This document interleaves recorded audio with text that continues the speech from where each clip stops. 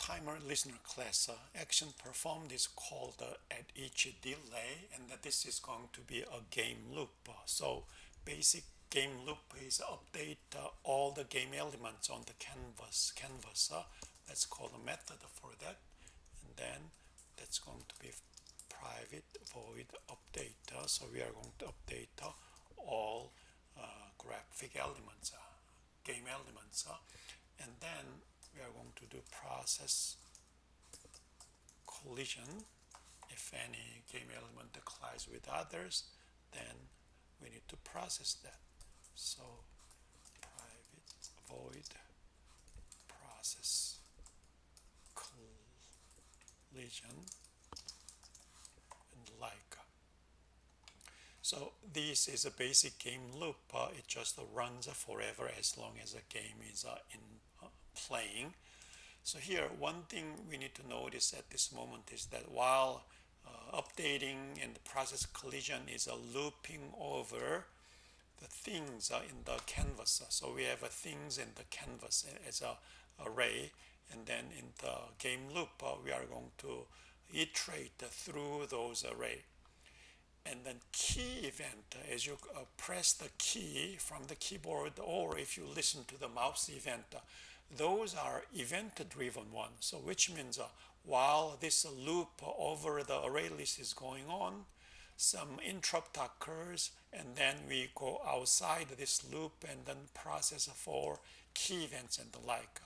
So in this example, the key event is simply change the value in the array list. So in the array list of the canvas, so we have a shooter, and then some other things, game elements are there. So at this moment, we are going to change the value inside the elements of the array list. But however, if we want to remove that, for example, collision occurred as you move the key, shooter moves, and then shooter hits some enemy, and the enemy has to be removed, then those things should not be done within this one, because it is still inside the loop. And then if you change the loop by some event occurred, then that causes some error called concurrent modification exception. So here is the one. We have a loop. Loop is for game elements.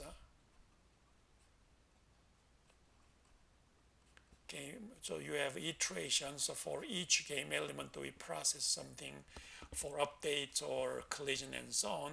But here is a key event. If by pressing the right arrow, suppose we want to remove some element. This element is in game elements and the canvas array list. So this is outside of the loop. As you press the key, you leave currently in the loop and then do some event-driven action there. So if you want to remove some object which collide with the right arrow key, this element is in this array list. So as soon as your event handler for this key is done, you resume to the loop within this array list. Then that conflicts. You are modifying the array list outside the loop by the event. That is called a concurrent modification error or exception.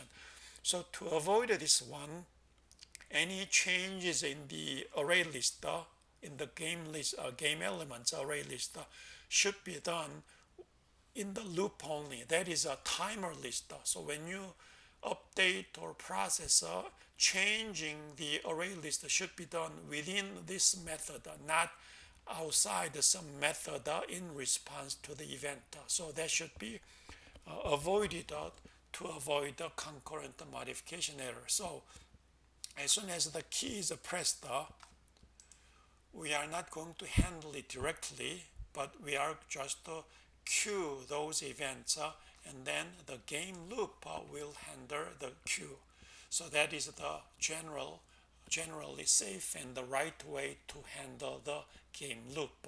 So let's implement that way.